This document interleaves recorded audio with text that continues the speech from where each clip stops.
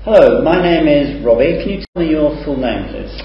My name is Edith Fitzgerald. Okay. And can you tell me where you're from, please? I'm from Hungary. Okay. And can I see your identification, please? Yep, here you are. Thank you very much. Now, in this first part, I'd like to ask some questions about yourself. So, to begin with, do you work or do you study? Oh, I work actually, yeah. You work, okay. What job do you do? I'm a teacher. What's that like?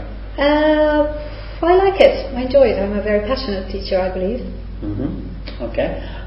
What hours do you work? I usually have 6 lessons a day. It's quite a lot. Yeah. It's tough. Okay. And at what age would you like to stop working? That's a good question.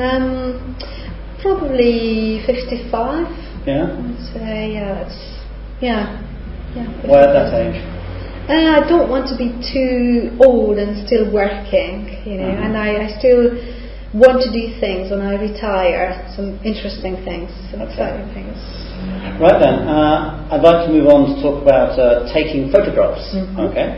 How often do you take photographs? All the time. Yeah? Yeah, it's one of my hobbies. All right. So what kind of things? Not people.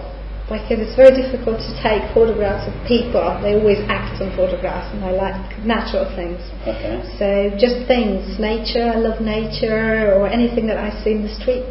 Okay. Why do people take photographs? Well, I personally take photographs because I want them to remind me of a place, or a feeling, or an experience. Okay. Do you like being in a photograph? No, not really. No, why not? Well, I always feel that I'm acting. It's just not a natural thing for me to be in photograph. It's just not me. Okay. And what's your favourite photograph? What's my favourite? What do you mean? What is on the photograph? No, anything you want. What's your favourite one in your collection? Or my favourite was actually of a couple. They are in a park, and it's a path surrounded by trees, and this couple is walking, hand in hand. Okay.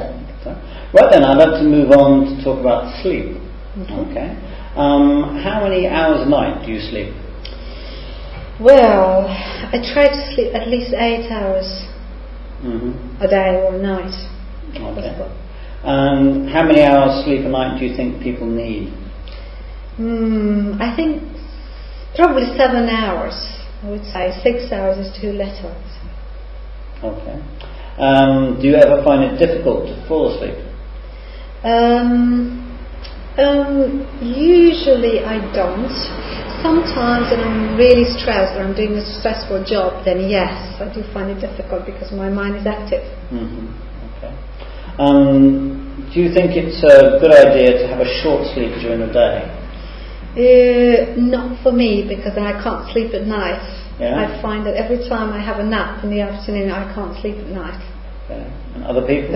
But for others, it works, I suppose. Well, definitely for my parents. Okay. Right then, now I'm going to give you a topic, and I'd like you to talk about it for 1 to 2 minutes. And before you talk, you'll have 1 minute to think about what you're going to say, and you can make some notes if you wish. Do you understand? Yep. Okay, here's your topic. There's some paper and a pencil. Thank you. Take a minute.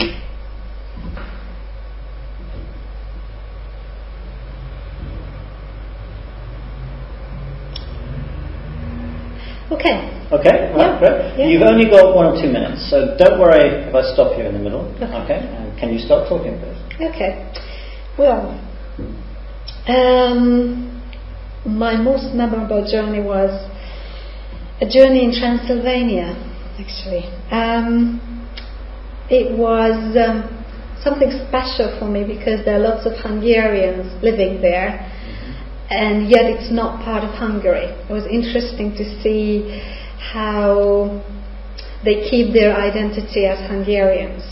They speak special dialects, and it was as if I was back in time somewhere, because it's not a very modern place, so they still have horses and carts and you can see people ploughing the fields, and so it was amazing for me actually to see.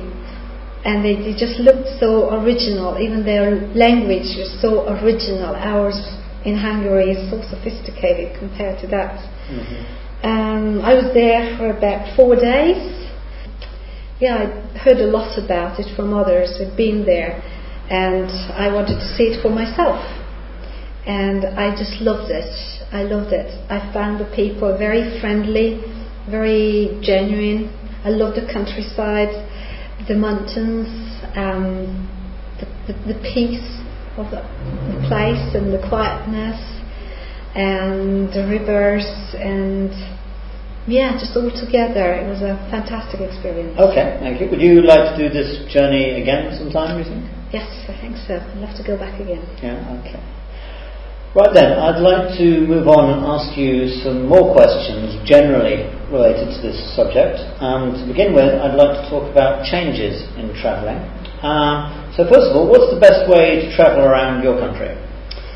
Well, our public transport is pretty good. So if you're on a low budget, then you can use the buses and the trains. The quality is not the best, so they're not all that clean. But they are reliable and they run frequently. If you have more money, then use the car, for sure. Okay. Could you compare how people travel today with how they used to travel maybe 50 years ago? I think a lot more people have cars now. It's just more convenient to have a car. But still, especially the older generation, they use buses and trains. But I know, for example, that my father's generation, when he was young, they used to walk like 7 kilometers, 10 kilometers to get the train, because there were no buses at the time, for example. Okay. What are some of the advantages and disadvantages of being able to travel around the world so easily nowadays? Well, one huge advantage is that you get to know people and you see different cultures. You don't take things for granted. Disadvantage? Well, I guess because the whole world is a bit upside down. People move from one country to the other, and I don't know if it's good or bad, but sometimes it can be difficult for people from different cultures to understand each other. Okay. Do you think that the globalization of big business is a good thing or a bad thing for the world? It's hard to say, really.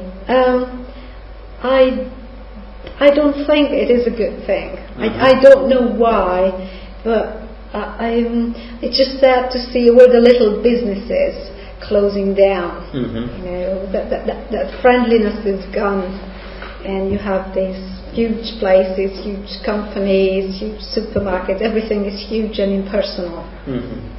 Okay. I'd like to move on to talk about flying. Okay. How often do you travel by plane?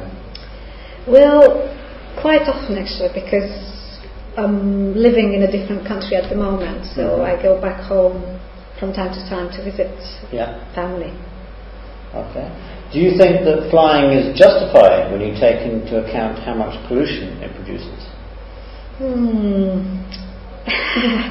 That's a good question. Justified? Yes, I can always justify it for myself because it's quick and easy.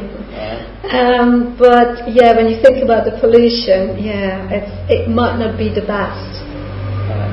But then buses wouldn't be better either. That's true. Yeah. Could you compare travelling by plane and travelling by train? Well, travelling by plane is definitely quick, but it's also very boring. Travelling by train might take quite a long time to get from one place to the other, but you can see the countryside, you can see something. It's more enjoyable, I suppose. Okay. How do you think we will replace flying when we run out of fossil fuels? I have no idea. No? I really don't know. I'm not a great one at thinking about the future. Okay, right. Well, thank you very much, Edith. You're welcome.